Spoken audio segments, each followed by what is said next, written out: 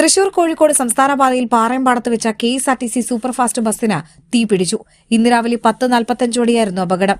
അടൂരിൽ നിന്നും കോഴിക്കോട്ടേക്ക് പോവുകയായിരുന്ന KL15A 1726 നമ്പർ ബസ്സിനാണ് തീപിടിച്ചത്. യാത്രക്കിടെ ബസിന്റെ മുൻവശത്ത് എഞ്ചിൻ ഭാഗത്ത് നിന്ന് പുക ഉയരുന്നത് ശ്രദ്ധയിൽപ്പെട്ടതോടെ ഡ്രൈവർ ഉടൻ തന്നെ വാഹനം നിർത്തി യാത്രക്കാരെ പുറത്തിറക്കി.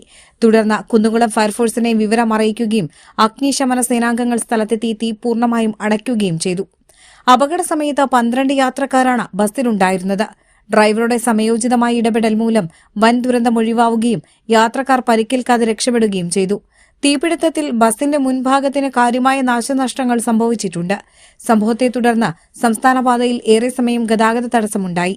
കുന്നംകുളം പോലീസ് സ്ഥലത്തെത്തി ഗതാഗതം നിയന്ത്രിച്ചു. ഷോർട്ട് സർക്യൂട്ടാണ് തീപിടുത്തത്തിന് കാരണമെന്ന് പരിശോധിച്ചു വരികയാണ്.